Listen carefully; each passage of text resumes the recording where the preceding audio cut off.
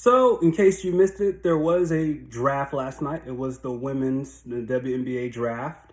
Caitlin Clark goes number one overall. Who would have thought, not surprising.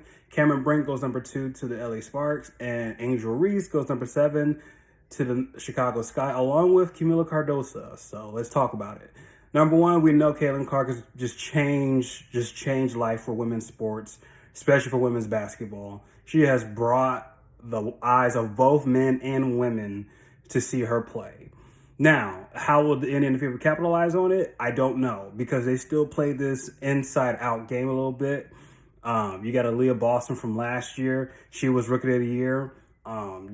You would suspect that they're probably going to, feed her inside, get into the post. But if I was the coach of the Fever, we're playing Golden State. We're playing the Golden State way. I'm going to draft the players or sign the players that can shoot threes, space the floor inside out, and let Caitlin Clark do her thing. Caitlin Clark is similar to a Dame and Steph type, where she can move off the ball, but she's also can play the pick and roll very well. She can run pick and roll very well. She's a great passer. So Leah Boston should get open, easy shots. But we as men, just be honest, men and women, we want to see her shoot 35-foot footers. We want her to shoot 35-foot threes. I want to shoot from half court. I want her to be Steph Curry of the WNBA. That's what she is. She can be that if the WNBA allows her to be. Meaning, when she gets into that offense, don't let it be Aaliyah Boston has to get her touches first. No. Aaliyah Boston didn't have no hype last year coming in. Caitlin Clark has all the hype coming in. So, if the Indiana Fever are smart, Caitlin Clark should be averaging 35, 40 a game, and she legit could. She averaged 30 in college without the best teammates on her roster. So she can definitely go and get you 30, 35 a game in the WNBA. Easy. Easy.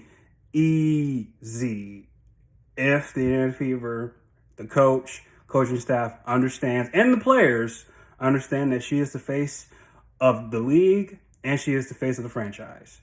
Cameron Brink going to the LA Sparks.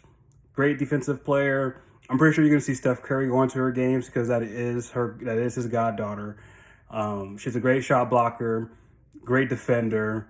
She can space the floor, and she's tall, so she can get rebounds as well.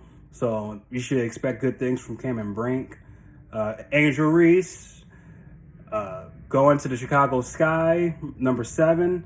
If anybody thought that Angel Reese was going to go in the top 5 or even top 3, you were crazy. Angel Reese was great for what she did off the court, which was over-sexualize herself and great branding and marketing herself. In terms of on the court, she's tall. She's a great energy girl. She has great energy, but her skill level is nowhere near Clark's, Reese's, heck, not even Juju, who's still in college. So, and then you got Camila Cardoso going with her as well. That's just not going to be an exciting brand of basketball. See, this is what I'm talking about with the WNBA. You need shooters. You need shooters off the dribble, not spot them. You need girls coming in who can shoot off the dribble, who have some of that Paul George flair, because that's what the men like. The boys, their goal is Paul George for the young boys. So you need women who can play that type of style as well. I just don't think that's just going to be. You're not watching Angel Reese. I'm just sorry. You're just not watching Angel Reese. I'm not watching them. But at the end of the day, that's the only few people that we actually cared about. So shout out to Caitlin Clark, Cameron Brink, Angel Reese. Let's see what they do. But yeah, that's what happened last night with the WNBA Draft.